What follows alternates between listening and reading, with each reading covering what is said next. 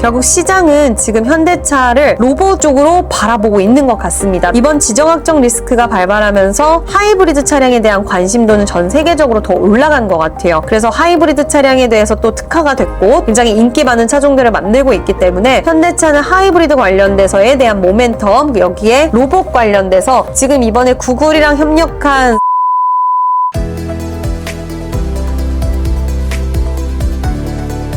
매주 화요일 저녁 8시에 진행되는 무료 특강 아래의 링크에서 신청하세요. 원전 관련주 중에서 추가로 주목해볼 만한 종목은 어디라고 보시는지 궁금합니다. 이게 굉장히 좀 고민이 많이 될 수 있는 부분인 것 같아요. 기술적으로 봤을 때 그리고 탄력도적인 면으로 봤을 때 단기적으로는 우리기술이라는 기업이 또 대장주의 역할을 해줬었던 그런 이력을 봤을 때는 상당히 저는 좀 유망하게 보는 부분들도 있고 뭐 우리기술뿐만 아니라 요즘 시장에서 건설주들도 원전주들로 시선을 많이 바라보고 있는데 나쁘진 않을 것 같습니다. 그래서 건설주는 여러 가지 좀 너무 단기적으로 가파르게 시세를 보였기 때문에 부담감이 없는 것은 아니지만 이런 건설주도 한번 추가적인 조정이 나온다면 볼 필요 있다라고 생각을 하고 있고 두산 에너빌리티뿐만 아니라 우리가 중소형주 관련돼서는 뭐 에너토크라던가 한신기계라던가 이런 기업들 그리고 앞서서 말씀드렸던 우리기술이라는 이런 기업들 요즘 보면 패턴이 다 비슷해요. 그래서 저는 이쪽 관련돼서 지금 중소형주도 대형주들이 한번 쏙 돌았기 때문에 중소형단 종목들도 한번 볼 필요는 있지 않을까라는 의견 드려보도록 하겠습니다. 중동 재건 기대감으로 건설주가 상승하고 있는데 실제 수주로 이어질 가능성은 어떻게 보고 계신지 궁금합니다. 사실 말도 많고 탈도 많았던 것 같아요. 지금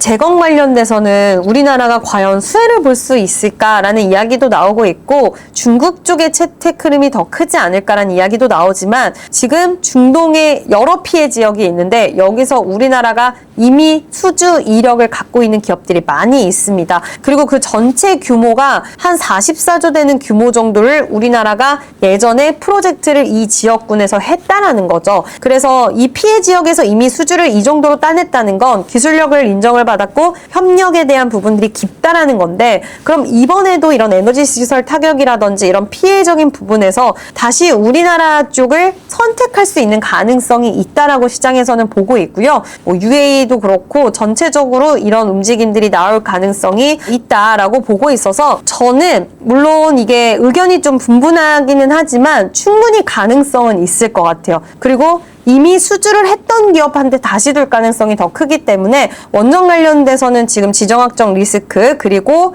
플러스적인 요인으로 원전 이런 부분들이 다 복합적으로 들어가 있다. 그래서 지정학적 리스크에서는 이 이력에 대한 부분들을 충분히 기대 포인트로 봐도 좋지 않을까라는 의견 드려보도록 하겠습니다. 대우건설의 최근 흐름을 어떻게 평가하고 계신지 궁금합니다. 대우건설은 이번에 목표 주가가 나온 걸 보니까 28,000원 정도까지 나왔는데 오늘 그 가격 라인에서 종가가 좀 형성이 됐어요. 근데 이 건설주들이 이번에 붐을 제대로 탄 것 같기는 합니다. 물론 지금 구간에서 공격적인 스탠스를 취하셔도 좋다라는 말이 차마 나오기에는 위험성도 있기 때문에 쉽지는 않지만 DLENC, 대우건설, 현대건설의 패턴을 보면 앞서서 말씀드렸던 굉장히 중요한 모멘텀을 다 가지고 있잖아요. 원전, 뭐 SMR, 여기에다가 플러스적으로 중동 리스크에 대한 부분들, 재건에 대한 이슈 이런 것들 다 받아가다 보면 결국에 워낙 큰 빅 이슈들이 다 같이 붙어있기 때문에 솔직히 기술적으로 봤을 때 차트 분석으로 봤을 때는 추가 상방 충분히 열려있다라고는 보고 있어요. 다 같이 조정을 받고 다 같이 움직임을 하고 있기 때문에 오히려 개별 플레이면은 이거를 예측하기 힘들었겠지만 다 같이 움직이는 구간이기 때문에 좀 긍정적으로는 보고는 있는데 신규 접근을 막 권해드리기에는 어렵고요. 근데 이게 일시적으로 끝날 수 있는 이슈는 아니기 때문에 분명히 기회가 왔을 땐 눌렸을 때는 매수 관점으로도 볼 수 있지 않을까라는 의견 드려봅니다. 건설주 중에서 추가로 주목해볼 만한 종목은 어디라고 보시는지 궁금합니다. 저는 삼성물산과 삼성 E&A를 좀 보고 있는데요. 물론 앞서서 언급드린 종목들보다는 좀 시세 탄력은 낮기는 하지만 그래도 뭐 데이터 센터 건설이라던가 그리고 이 그룹사들 안에서의 낙수효과 수혜적인 측면들 이런 것도 있을 수 있고 뭐 E&A 같은 경우에도 지금 우리가 재건 쪽과 좀 연결해서 생각할 수 있는 부분들도 있다라고 생각이 들어서 최근 그런 움직임들이나 이런 것들을 보면 저는 나쁘지는 않은 것 같아요. 특히 E&A 같은 경우에 SMR 관련돼서 좀 모멘텀이 있는 기업이기 때문에 SMR 관련 E&A와 그리고 삼성물산까지 좀 넓혀서 같이 두루두루 보시면 좋을 것 같습니다. 현대차가 로봇 사업 확장으로 로봇주로 재평가받고 있다는 시각도 있는데 이 흐름을 어떻게 보고 계신지 주가 전망도 함께 궁금합니다. 저는 좀 긍정적으로 생각하고 있어요. 현대차 같은 경우에 이제 그룹 재편에 대한 미래 먹거리에 대한 부분들 얘기 계속 나오는데 1분기 실적은 좀 아쉬울 수 있다라는 성적표의 이야기가 나왔는데도 불구하고 오늘 시세 탄력이 나오는 걸 보면 결국 시장은 지금 현대차를 로봇 쪽으로 바라보고 있는 것 같습니다. 로봇, 자율주행 이쪽으로 시선을 더 두고 있는 것 같고 이번 지정학적 리스크가 발발하면서 하이브리드 차량에 대한 관심도는 전 세계적으로 더 올라간 것 같아요. 그래서 하이브리드 차량에 대해서 또 특화가 됐고 더 굉장히 인기 많은 차종들을 만들고 있기 때문에 현대차는 하이브리드 관련돼서에 대한 모멘텀 여기에 로봇 관련돼서 지금 이번에 구글이랑 협력한 스팟 그 로봇 개 관련돼서 사진이 나왔는데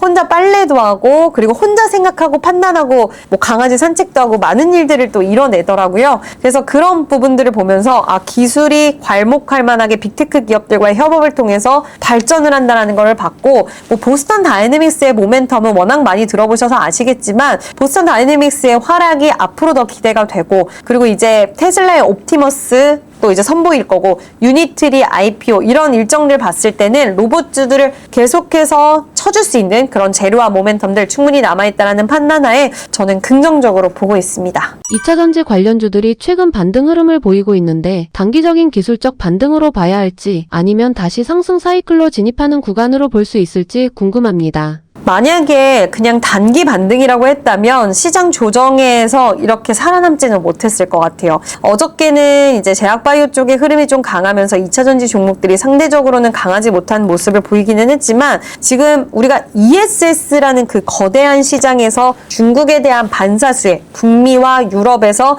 미국 기업을 밀어내려는 그런 움직임이 더욱더 강화가 되고 있기 때문에 전 세계 ESS 시장의 70-80%를 중국이 갖고 있는데 여기서 우리나라가 흐름을 가져간다? 지금 LG에너지솔루션도 ESS 비중을 올해 정말 EV만큼 거의 한 30%, 40%를 확대시킨다고 했어요. 매출 비중을. 그 정도로 ESS 쪽에 기대감이 큰 상황 속에서 정부에 대한 정책뿐만 아니라 해외의 글로벌 정책, 북미와 유럽 쪽에서도 도와주는 흐름이 나오고 있고 지금 에너지에 대한 대란, 전력 수요에 대한 부족 이런 것들이 이번 지정학적 리스크에 더 심화가 되면서 대안을 찾기 위한 시장의 움직임이 분주해졌는데 신재생 에너지는 뭐 풍력도 그렇고 태양광도 그렇고 약간의 아킬레스건들이 있죠. 근데 이런 부분들을 채워주고 이런 부분들을 해결해줄 수 있는 게 바로 ESS이기 때문에 ESS가 요즘 시장에는 필수적이다. 그래서 2차전지 종목군들은 이렇게 조정이 왔을 때 그리고 지금 비록 위로 시원하게 싸주지는 못하지만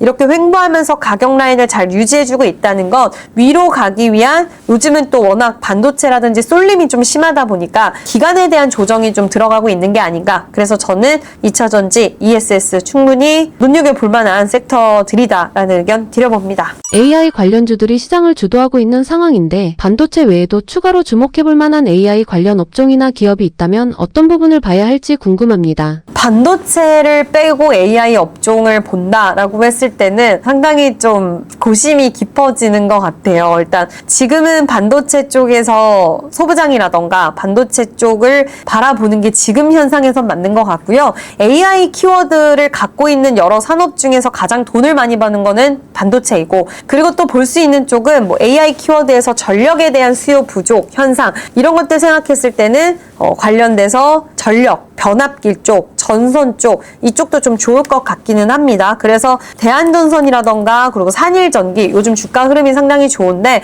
이런 전선 관련된 종목들과 그리고 초고압 변압기, 특수 변압기 뭐 아시는 종목들이죠. LS 일렉트릭, 효성중공업 이런 종목들도 좋고 나는 지금 너무 많이 올라와서 부담스럽다 하시는 분들은 전력 ETF도 좀 꾸준히 봐도 좋은 쪽이 아닐까라는 의견 드려봅니다. 네이버가 소프트웨어 경쟁에서 구글, 오픈AI 등과 경쟁하고 있는 상황인데 이러한 경쟁 구도를 네이버를 어떻게 보고 계신지 궁금합니다. 앞으로 네이버의 주가 전망에 대해서도 함께 어떻게 보고 계신지 궁금합니다. 사실 네이버를 말씀드리는 게 좀 조심스럽기도 해요. 왜냐면 삼성전자만큼은 아니지만 네이버, 카카오, 우리나라 많은 투자자분들이 좀 선호하고 좋아하시는 종목들이기도 한데 최근에 주가 부침이 좀 있었고 아마 스트레스도 많이 받으시지 않았을까 생각이 드는데 저는 네이버, 카카오 뭐 부정적이진 않지만 그렇다고 해서 100% 긍정이라고 말하기도 좀 아쉬운 부분은 일단 우리나라 소프트웨어, AI 소프트웨어 기업은 아직까지 글로벌 시장에 진출하기에는 좀 부재한 부분들이 많이 있습니다.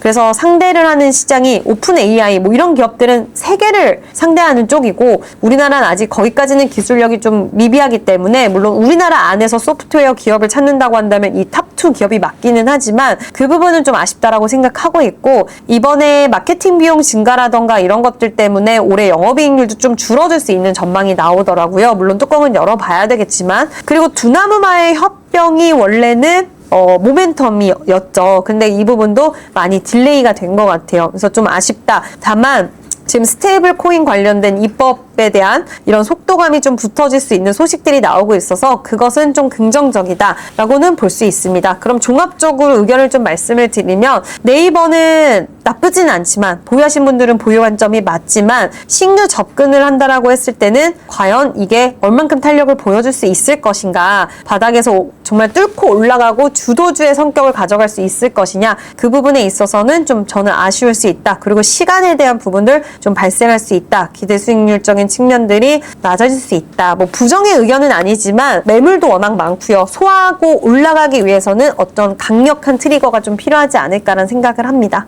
삼천당 제약이 단기간 급등 이후 큰 폭으로 조정을 받았는데 제약바이오 종목의 변동성을 어떻게 봐야 할지 궁금합니다.